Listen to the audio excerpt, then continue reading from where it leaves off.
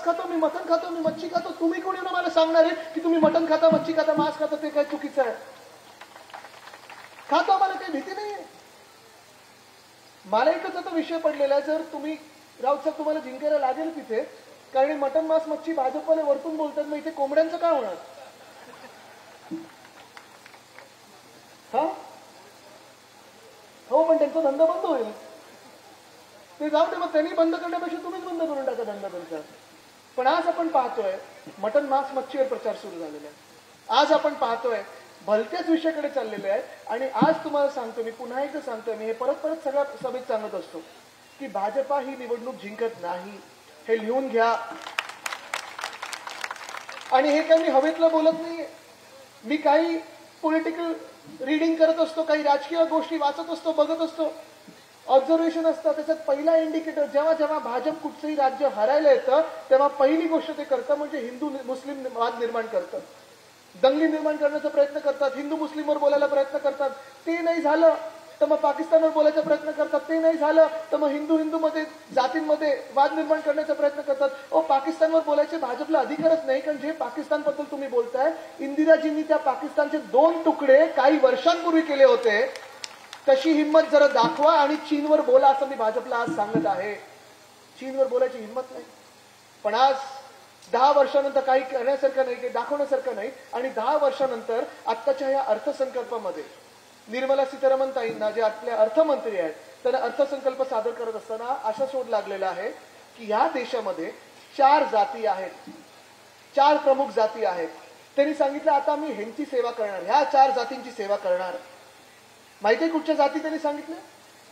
त्यांनी सांगितलं पहिली जात ज्यांची आम्ही सेवा करणार ते म्हणजे शेतकरी आहेत, दुसरी जात ज्यांची आम्ही सेवा करणार ते म्हणजे युवा आहेत, तिसरी जात ज्यांची आम्ही सेवा करणार ती महिला आहेत, आणि चौथी जात ज्यांची आम्ही सेवा करणार ते म्हणजे गरीब आहेत. विचार करा ना, 10 वर्ष लागली आणि 75 वर्ष लागली शोधायला की आपल्या देशामध्ये शेतकरी आहेत, युवा आहेत, महिला आहेत आणि गरीब आहेत. मग 10 वर्षाची जुमलेबाजी सुरू होती, 10 वर्षाची भांडणं लावणं सुरू होती, 10 वर्षाची आंदोलनं सुरू होती, जे काही त्यांची वचनं होती ते सगळी तोडून सगळीकडे होर्डिंग वगैरे लावून देशभरात जगभरात फिरून झाल्यानंतर मणिपूरला न जाता, महाराष्ट्रात न येता आता हे सांगत आहेत की आम्ही ह्या 4 वर्गाची सेवा करणार. आज ह्या देशामध्ये हे 4 वर्गांमधून आहे खुश तरी कोण?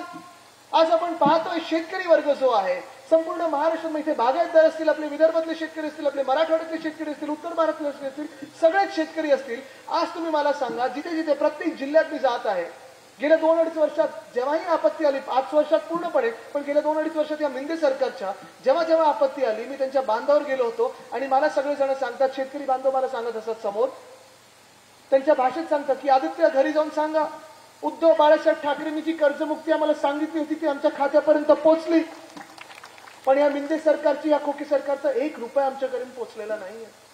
ते मला हे पण सांगतात की फडणवीस साहेबांनी आम्हाला कर्जमुक्ती सांगितली होती, होर्डिंगवर दिसली, बॅनरवर दिसली, पण एवढे दाखले घेऊन जायला सांगत होते. कोण सांगत होतं पणजोबांना घेऊन या, कोण सांगत होतं पंटूला घेऊन या, कोण सांगत होतं आजोबांना घेऊन या.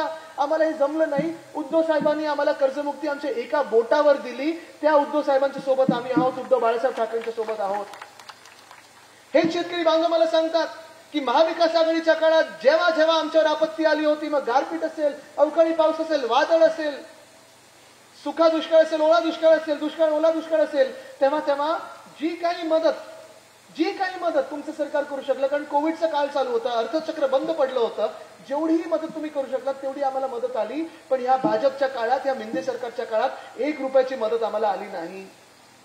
हेच शेतकरी बांधव मला सांगतात की दिल्लीकडे ते बघतात, मोर्चा चाललेला जानेवारीमध्ये, डिसेंबर-जानेवारीच्या महिन्यामध्ये, आणि तेव्हा पंजाबमधले शेतकरी असतील, हरियाणातले असतील, उत्तर प्रदेशमधले असतील, हे सगळे शेतकरी बांधव आहेत तर आपलेच शेतकरी ना. हे सगळे शेतकरी बांधव जेव्हा केंद्र सरकारकडे विचारायला चालले होते, जाब विचारायला चालले होते की तुम्ही 2 वर्षापूर्वी जेव्हा आम्ही तिथे उपोषण करत बसलो होतो, जे आम्हाला सांगितलं होतं की तुम्हाला MSP देऊ, काळे कायदे रद्द करू, शेतमालाला भाव देऊ, खताची किंमत कमी करू, हे सगळी जी वचनं होती ती तुम्ही कधी पूर्ण करणार? तेव्हा ह्याच केंद्र सरकारने, ह्याच भाजपाच्या सरकारने आमच्यावर लाठीचार्ज केला, ड्रोन मधून अश्रूधूर सोडला, फायरिंग केलं. मग आम्ही अन्नदाता देवो भव ही जे देश मानतं कृषी प्रधान देशामध्ये, आमच्या शेतकऱ्यांना हे भाजप अर्बन नक्षल बोलतं, अतिरेकी बोलतं, खलिस्तानी बोलतं. हा देश या भाजपाला मतदान करणार का? तुम्ही या शेतकरी विरोधी भाजपला मतदान कधी करू शकाल का? ज्या भाजपाने शेतकऱ्यांवर लाठीचार्ज केला, गोळीबार केला, अश्रुधूर सोडला, तर तुम्ही कधी मतदान करणार का? जो भाजप या शेतकऱ्यांना आतंकवादी बोलतो, ह्या भाजपला तुम्ही कधी मतदान करणार आहात का? नाही करू शकत आपण. तसंच आज दुसरा वर्ग जर पाहिला गेला तर तरुण वर्ग आहे. आणि तरुण वर्ग मी अनेक ठिकाणी विचारलेला आहे की बाबांनो, आपला कृषीप्रधान देश आहे. गावाकडे मी खास करून हे विचारत असतो, तुम्हाला वाटत नाही का तुम्ही शेती करावी? तुमच्या वडिलांसोबत असेल, तुमच्या आजोबांसोबत असेल, तुमच्या काकांसोबत, मामांसोबत शेती करावीशी वाटत नाही का तुम्हाला? तर नाही अदितीजी, आम्हाला काय की शेतीतून काय मिळणार? आम्ही पाहतो, आमचा परिवार राबत असतं तिथे, काही मिळत नाही, हातात काही येत नाही, कसं जगायचं आम्ही? जीवन परवडत नाही. शेतकरी आत्महत्या वाढत चाललेल्या आहेत. आम्ही शिकलेलो आहोत, थोडं BA झालेलो आहोत, BCom झालेलो आहोत, पण आम्ही शहराकडे बघतो. आणि शहराकडे बघितल्यानंतर या गेल्या 2-2.5 वर्षामध्ये एकही नवा रोजगार आपल्या गावाकडे आला नाही, ना शहराकडे आलेला आहे. MIDC ओस पडत चाललेले आहेत. ज्या MIDC भरलेल्या होत्या, ज्या MIDC आपण भरत चाललेलो, नवीन उद्योग आपण आणत होतो. आपल्या राज्यामध्ये आपल्या 2.5 वर्षाच्या काळात, महाविकास आघाडीच्या काळात 6.5 लाख कोटीची गुंतवणूक जी आपण आणत होतो, ती गुंतवणूक सगळी आपण आणली होती. आणि एका पेपरमध्ये, टाइम्स ऑफ इंडियामध्ये मला वाटतं त्याची बातमी पण आली होती की त्या गुंतवणुकीतून साधारणपणे 93% गुंतवणूक ही खरी ठरलेली आहे. ते फॅक्टर चालू होत आहेत. पण ह्या 2-2.5 वर्षामध्ये दुर्दैव आपल्या राज्याचं हे आहे की हे जे सरकार आहे, हे मिंदे सरकार जे आहे, खोके सरकार जे आहे, गद्दारांचं सरकार जे आहे, हे भाजप प्रणित खोके सरकार जे आहे, हे गुजरातमधून चालवलं जातं. आणि म्हणून प्रत्येक उद्योगामागे उद्योग हा नेत आहे गुजरातकडे. हे होऊच शकत नाही असं की एखाद्या राज्याला एवढं वजन मिळतं की दुसऱ्या राज्यांना वाटतं की आम्ही या देशाचे भाग आहोत की नाही. पण गेल्या 10 वर्षाचं पाहिलं असेल, आणि खास करून गेल्या 2-2.5 वर्षाचं पाहिलं असेल, तर भाजपला मतदान करून आपल्याला नक्की मिळालं काय? हा प्रत्येक महाराष्ट्राच्या व्यक्तीला जातपात, धर्म, भाषा सोडून हा प्रश्न पडलेला आहे. कोणी तुमची जातपात, धर्म काही असो, तुम्ही कुठचीही भाषा बोलत असो, तुमचं मूळ गाव देशात कुठचंही असो, जर तुम्ही महाराष्ट्रात राहता आणि जर तुम्ही भाजपला मतदान केलं असेल, तुम्ही देखील हा विचार करत असाल, अरे मी कशासाठी भाजपला मतदान केलं? आज माझ्या महाराष्ट्रात शेतकरी आत्महत्या वाढत चाललेल्या आहेत. आज उद्योगधंदे बघितले तर गेल्या 2-2.5 वर्षात काय, त्याच्या आधी देखील, म्हणजे इंटरनॅशनल फायनान्शियल सेंटर जे आपल्या BKC मध्ये यायला पाहिजे होतं, त्याच भूखंडावर बुलेट ट्रेनला तो भूखंड फुकट दिला आहे. आणि हे इंटरनॅशनल फायनान्शियल सेंटर हे गिफ्ट सिटी गुजरातला हलवून टाकलेलं आहे. तसंच आज आपण पाहतोय 4 की 5 उद्योग. हे मी परत बोलत असतो, कारण ह्या प्रत्येक तरुणांना तरुणींना कळलं पाहिजे की कुठचे उद्योग यांनी गुजरातला पाठवलेले आहेत. आपल्याला आठवत असेल, मी वेदांता फॉक्सकॉन बद्दल खूप आरडाओरडा करत असतो, त्याच्याबद्दल खूप बोलत असतो.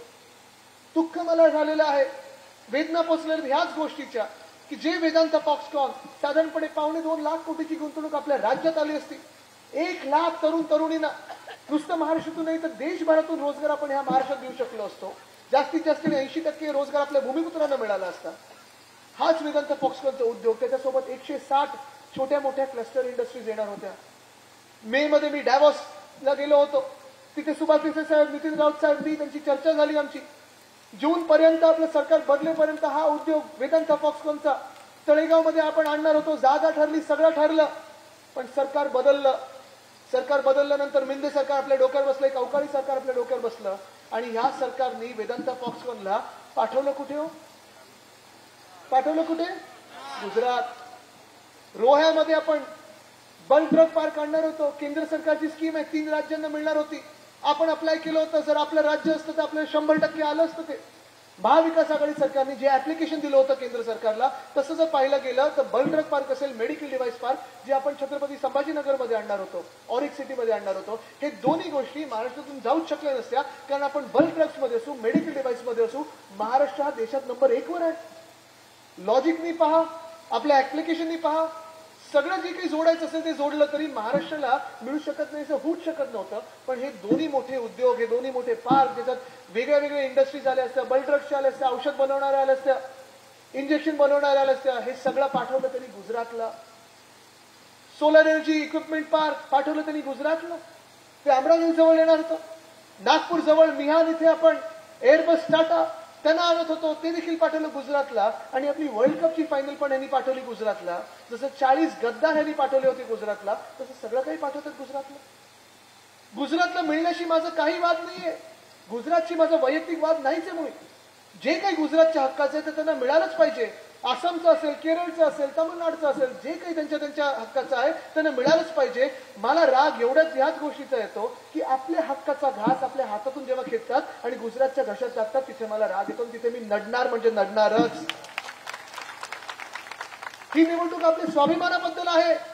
ही निवडणूक महाराष्ट्राबद्दल आहे. ही निवडणूक महाराष्ट्र विरुद्ध भाजप आहे. कारण आपल्या महाराष्ट्राला कमी दाखवण्याचं काम हे भाजप करत आहेत. महाराष्ट्र संपवण्याचं हे काम करत आहेत. मुंबई तोडायचा प्रयत्न करत आहेत. शिवसेना तोडली कारण त्यांना मुंबई तोडायची. त्यांना माहिती आहे शिवसेना जोपर्यंत आहे तेव्हापर्यंत मुंबई काय महाराष्ट्र तोडू शकत नाही.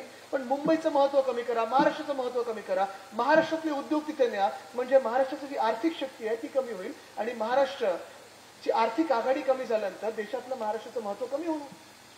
पण आज आपण पाहतो एका बाजूला हे सगळं चालू असताना, तरुणांना जॉब नसताना मिळत असताना, जे मोदी साहेबांनी सांगितलं होतं, जे भाजपाने सांगितलं होतं की आम्ही प्रत्येक वर्षी 2 कोटी नोकऱ्या तरुणांना देऊ, या गेल्या 10 वर्षात तरी 2 कोटी नोकऱ्या ते 2 लाख नोकऱ्या कोणाला मिळाल्यात ते विचारा.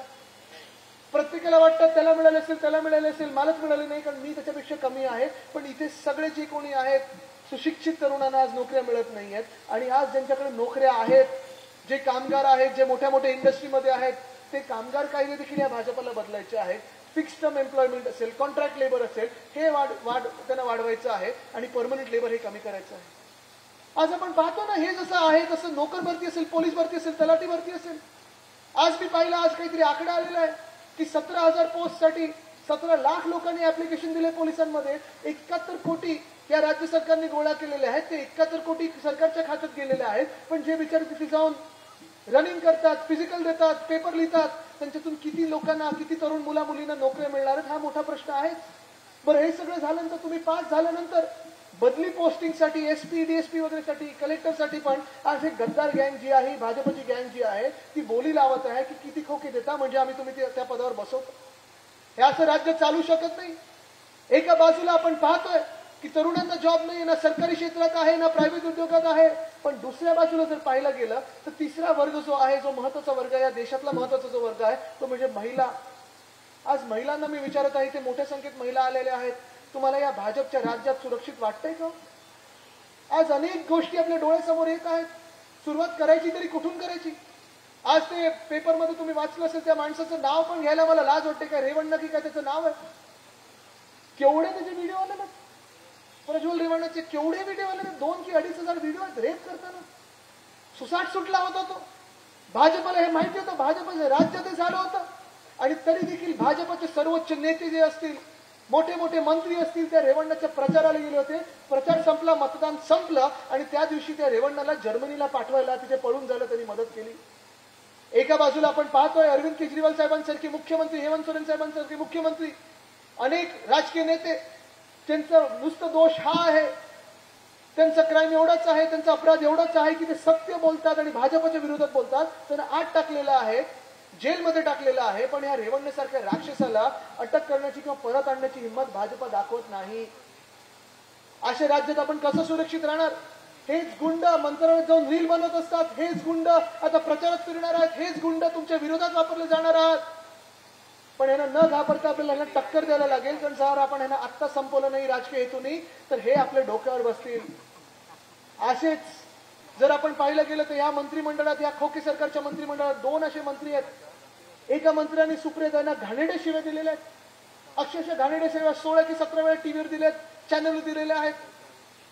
मला वाटलं होतं की घटनाबाह्य मुख्यमंत्री कोणीतरी लाच ठेवतील आणि त्यांना हकालपट्टी त्या मंत्र्याची करतील, पण त्यांना प्रमोशन दिलं. दुसरे मंत्री असे ज्यांच्यावर बलात्काराचे आरोप झाले होते, त्यांच्यावर घाणेरडे आरोप झाले होते, आपल्याच काळात झाले होते. उद्धव साहेबांनी पुढचा मागचा विचार न करता, राजकीय विचार न करता 1 मिनिटात त्यांची हकालपट्टी केली होती, गेट आउट सांगितलं होतं. त्यांना पुन्हा या मिंदे सरकारमध्ये मंत्री बनवलेलं आहे. हे असं सरकार तुम्हाला मान्य आहे? हे असं सरकार महिलांना मान्य आहे? अहो हेच काय, भाजपची अजून एक गोष्ट जर सांगायची झाली, कितीतरी गोष्टी, म्हणजे आता ते बंगालच्या गव्हर्नरची गोष्ट बाहेरच आहे. त्यांनी तर सांगितलं मला कोणी प्रश्न विचारायचा नाही, पोलिसांनी राजभवनमध्ये यायचं नाही, मी कोणाला उत्तर देणार नाही, मी जे करतो ते करणार, असं त्या तिकडच्या गव्हर्नरनी सांगितलेलं आहे. 2 बायका समोर आल्या की त्यांचं मोलेस्टेशन झालं, त्यांच्यावर बलात्कार झाले, त्यांच्यावर अत्याचार झालेला आहे. अत्याचार झाले असं त्यांनी सांगितलं, हात लावले असं त्यांनी सांगितलं, पण तरी विचारपूस करायची नाही, चौकशी करायची नाही. आणि ह्याच भाजपच्या सरकारमध्ये, ह्याच भाजपच्या राजश्रयात जर आपण पाहिलं तर गुजरातमध्ये एक बिल्किस बानोच्या बाईवर अत्याचार झाला होता, बलात्कार झाला होता. तो बलात्कार होत असताना तिच्या 3 वर्षाच्या मुलीला तिच्या डोळ्यासमोर चिरडून मारून टाकलं होतं. दगडावर डोकं तिचं आपटलं होतं त्या मुलीचं आणि मारून टाकलं होतं. सुप्रीम कोर्टाने सजा सुनावली, जन्मठेप झाली त्या बलात्कारांना. बलात्कार जेलमध्ये होते आणि मागच्या वर्षी जेव्हा भाजपला निवडणुकीत त्यांची गरज पडली तेव्हा त्याच बलात्कारांना त्यांनी बाहेर काढलं जेलमधून. कोर्टाचा अवमान करत त्यांनी बाहेर काढलं जेलमधून. जेलमधून बाहेर येता येता त्यांची आरती ओवाळली, त्यांच्या गळ्यात हार टाकले आणि प्रचारात फिरवलं. हे असं राज्य तुम्हाला मान्य आहे का? हे रेवण्णाचं राज्य तुम्हाला मान्य आहे का? हे भाजप सरकारमध्ये तुम्ही सुरक्षित स्वतःला समजता का? आपल्याला जी शिकवण दिलेली आहे, आपलं जे हिंदुत्व आहे, वंदने हिंदुवीर सम्राट बाळासाहेब ठाकरेंची शिकवण आपल्याला दिली आहे, बिल्किस बानोची जातपात धर्म कुठचाही असो आणि त्या बलात्काराची जातपात धर्म कुठचाही असो, त्या बलात्काराची जातपात धर्म न पाहता त्याला फाशीच झाली पाहिजे, हे आपलं हिंदुत्व आहे. पण आज आपण पाहतोय या देशात राम राज्य आणायचं की रावण राज्याचं. राम राज्य म्हणजे संविधानाचं राज्य, राम राज्य म्हणजे जनतेचं राज्य आणि रावण राज्य म्हणजे तानाशाहीचं राज्य. त्या हिटलरचं राज्य आपण पाहतोय. आज आपण बघतोय फॅशिस्ट राज्य, तानाशाहीचं राज्य आपल्या देशात येत चाललेलं आहे. लोकशाही संपवायची, लोकशाही मिटून टाकायची, तुमचा आवाज बंद करायचा म्हणजे आमच्या विरुद्ध कोणी बोलायचं नाही, हा प्रकार सुरू झालेला आहे. आणि चौथा वर्ग जो ह्याच तानाशाहीला बळी पडत आहे. आपण काय ठीक आहे, लोकांमध्ये जाईल. महत्वाची गोष्ट म्हणजे हीच आहे, चौथा वर्ग जो निर्मलाताईंनी सांगितलं की आम्ही यांची सेवा करू, ते म्हणजे गरीब. आज गरीब आपण सगळे झालो या देशामध्ये. गेल्या 10 वर्षामध्ये जर पाहिलं तर जगणं कोणाला परवडत आहे? जे आपण त्यावेळी युती म्हणून आंदोलन करायचो, जी आंदोलन आपण रस्त्यावर येऊन करायचो, लाठी खायचो, भारत बंद 1 रुपया कधी युपीने वाढवला की सांगायचे आम्ही आता भारत बंद करणार, भाजप सांगायचे आणि आपण त्याच्यात भारत बंद मध्ये सहभागी व्हायचो. आपले कार्यकर्ते जेलमध्ये जायचे, हे भाजपले बाहेर फोटो काढायचे आणि पळून जायचे. हे अशी जी परिस्थिती होती. तुम्ही मला सांगा, गॅस डिझेल पेट्रोल जीडीपी म्हणजे अर्थतज्ञांचं जीडीपी वेगळं, आपलं जीडीपी म्हणजे गॅस डिझेल पेट्रोल. 2014ला गॅसची किंमत काय होती? किती होती? आता किती झाली आहे? 400 पार नाही तर 1000 पार झाली आहे. महागाई कमी झाली आहे? महागाई कमी झाली आहे? नाही. डिझेलची किंमत किती होती 2014ला? आठवते तरी का? आता किती झाली? पेट्रोलची किंमत किती होती 2014ला? आता किती झाली आहे? जरा पहा, लक्षात घ्या. कारण आज सगळीकडे मी पाहतोय व्हॉट्सअपवर प्रचार सुरू आहे भाजपचा, इकडे तिकडे सगळीकडे प्रचार चालू आहे. 400 पार, मटन मांस मच्छी अमुक तमुक. धोका आपल्या सर्व 4 ह्या वर्गांना आहे, गरिबांना आहे, महिलांना आहे, तरुणांना आहे, शेतकऱ्यांना आहे. भाजपाने कोणालाच सोडलेलं नाहीये. भाजप हे प्रत्येक गावागावात जात आणि लुटण्याचा प्रयत्न करत आहे, जमिनी लुटण्याचा प्रयत्न करत आहे. जसं ह्या जिल्ह्यात देखील आपण पाहिलं असेल. जे आपले विरोधी उभे राहिले समोरून, त्यांचं काय वैशिष्ट्य आहे? ठीक आहे, ते बोलतात, त्याचा ट्रॅक भलतीकडेच गेलेला आहे. मला त्याच्यावर बोलायचं नाही, मी कधी वैयक्तिक टीका करत नाही. त्या लोकांना, त्या परिवाराला गेले 16-17 वर्ष पगार मिळतो आम्हाला सेवा देण्यासाठी. तो मिळत जाऊ दे ना, ते चांगलं तरी कसं? गॅस डिझेल पेट्रोल त्यांना तरी कसं परवडणार? मी त्यांच्या जे असे शिवे देतील, जेवढे धमके देतील, त्यांना किंमत पण देत नाही, त्यांची लायकी पण नाही त्यांना किंमत देण्याची. पण त्यांची गुंडगर्दी तुम्ही परत येऊन बसू देऊ नका. गुंड नाहीच, आता चिंदी चोर झालेले आहेत, कोंबड्या पळवत असतात, जमिनी पळवत असतात. मुंबईत देखील असं कधी धिंगाणा घालायचे, नंतर सरळ केलं सगळ्यांनी त्यांना. पण कधी बायकांना जाऊन छळायचं, कधी काय करायचं. जी काही त्यांची इमेज झालेली आहे 1+2 ची, ती 1+2 तुमच्या डोक्यावर बसू नका. ते 1+2 असं बनवलं तर एक पूर्ण व्यक्ती होऊ शकते उंचीने, पण त्या उंचीकडे आपण लक्ष द्यायचं नाहीये. ते जेवढे खाली जातील तेवढं आपल्याला वर उडायचं आहे, पाय जमिनीवर ठेवून. कारण आपल्याला जनतेची सेवा करायची आहे. इथे जे आपले उमेदवार आहेत, विनायक राऊत साहेब, आपल्याला माहिती आहे हॅट्रिक तर 100% मारणार आहेत. पण गेले 10 वर्ष मी पाहत आहे, मला आठवतं विनायक राऊत साहेब आपला 2013ला आपण पूर्ण आपण फिरलो होतो, तेव्हा देखील आपण अनेक गावांमध्ये गेला होता. गेल्या 10 वर्षात मला वाटत नाही एकही गाव असा राहिलं असेल जिथे तुम्ही एकदा तरी गेला नसाल. हा परिसर खूप कठीण आहे, हा मतदारसंघ फिरणं खूप कठीण आहे. कारण इथे डोंगरी भाग आहे, किनारपट्टी आहे, वेगळे सणवार असतात. सणवारांचा विचार असेल तर आम्ही विनायक राऊत साहेबांनाच फोन करतो की कधी बरोबर काय आहे, कुठचा सण कधी आहे. पण हे सगळं करत असताना, कारण कोकणी माणूस बोलल्यानंतर आपलं कॅलेंडर समोर असतं.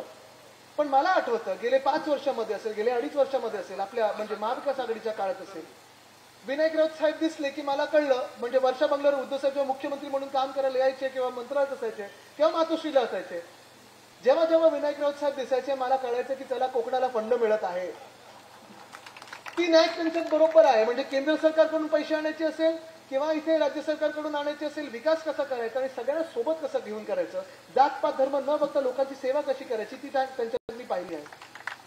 अनेकदा गाडीतून फिरत असताना कोकणामध्ये दौरे करत असताना मला सांगतात ह्या डोंगरा पलीकडे ह्या उंचीवर एक गाव आहे, तिथे चालून जायला लागतं, तिथे आम्ही आता रस्ता करत आहोत, इथे असं इथे हे मंदिर आहे, इथे मी फंड आणलेला आहे, इथे मी फंड आणलेला आहे. काही काही गावात असे तिथे जाऊ पण शकत नाही, तिथे ते पोहोचलेले आहेत आणि आता तिथे वीज असेल रस्ता असेल ते आणण्याचं काम करत आहेत. मला वाटतं मागच्याच काही वर्षांमध्ये आपण अशा ठिकाणी नेला होता मला की जिथे पहिल्यांदा आपण जातोय म्हणून रस्ता बनवत होता आणि त्या रस्त्याचं भूमिपूजन आपल्या हस्ते होत होतं. हे सगळे आठवणी आहेत. पण मला प्रत्येक वेळी ते दिसायचे तेव्हा बागायतदार, काजू, आंबा हे सगळं दिसायचं आणि मी बोलायचो विनायक राऊत साहेब मला वाटतं आज तुम्ही फंड परत कोकणाकडे नेतात. आणि ते नुसतं हसायचे मिश्किलपणे, कारण त्यांना बरोबर माहिती होतं किती वेळ थांबायचं, कसं काम करून घ्यायचं. आणि मला ही खात्री पटलेली आहे. अनेक गोष्टी अडकलेल्या आहेत. जसं आता आपण मुंबई गोवा महामार्ग फक्त आपल्या सिंधुदुर्गातला पूर्ण झालेला आहे, पण रायगडमधला भाजपचे जे ठेकेदार होते, काही मंत्र्यांचे ठेकेदार असतील, त्यांच्यामुळे हा रखडलेला रस्ता देखील पूर्ण करायचा आहे. अनेक कामं जी आपण प्रगती मिळालेली, वेग मिळालेला आहे, तो थांबायचा नाहीये. आणि आपल्याला हे ठरवायचं आज की जर खासदार पाहिजे तर गुंडगर्दी करणारा, चिंदीचोरी करणारा नकोय. जर खासदार आपल्याला पाहिजे तर जमिनी लुटणाराला जर आपण पाहिलं तसा खासदार नकोय. आज तुम्ही विचार करा, जे आपले विरोधी पक्षातून उभे राहत आहेत, जे भाजपतून उभे राहत आहेत, ते जे काही भाषा बोलत आलेले आहेत गेले 15-16 वर्ष, जे काही भाषा आता गेले 2-2.5 वर्षात आणि 2-2.5 महिन्यात पाहिलेल्या आपण ज्या शिव्या देत आहेत, जशा वागत आहेत, जसं गुंडगर्दी करतात, मी तुम्हाला विचारत आहे आज इथे संपूर्ण वयस्कर पिढी जी बसली आहे, तुम्हाला वाटतं का तुमच्या मुला-मुलींनी त्यांच्या समोर असं मोठं व्हावं? त्यांचे संस्कार की उद्धव साहेबांचे संस्कार हे तुम्ही ठरवायचे. आज जर आपण पाहिलं तर सुसंस्कृत उद्धव साहेबांनी ज्या महाराष्ट्राला एक वेगळी दिशा दिली होती, आज पुन्हा एकदा अंधकार दिसायला लागलेला आहे. आणि जर ही भाजपाची लोक, हे चिंदी चोर, हे असे सगळे लोक जर डोक्यावर बसले तर पुन्हा एकदा महाराष्ट्राची लूट सुरू होईल, ती आपल्याला रोखायची आहे. आणि म्हणून मी आपल्याला विचारत आहे, येत्या 7 तारखेला तुम्ही मतदान कोणाला करणार? तुम्ही हॅट्रिक विनायक राऊत साहेबांची करणार की नाही करणार? हॅट्रिक करून द्यायची नाही ना? मग 7 तारखेला तुम्ही मतदान कुठच्या चिन्हावर करणार? आपलं चिन्ह कुठचं? आपलं चिन्ह कुठचं? 7 तारखेला बटन कुठचं दाबायचं? ईव्हीएम वर बटन कुठचं दाबायचं? मशाल ठरलं ना? तर हीच मशाल दिल्लीला जाणार आहे आणि विनायक राऊत साहेबच घेऊन जाणार आहे. तुम्ही त्यासोबत महाविकास आघाडीचे आपले 48चे 48 उमेदवार जिंकून जाणार आहेत. धन्यवाद. जय हिंद, जय महाराष्ट्र, वंदे मातरम.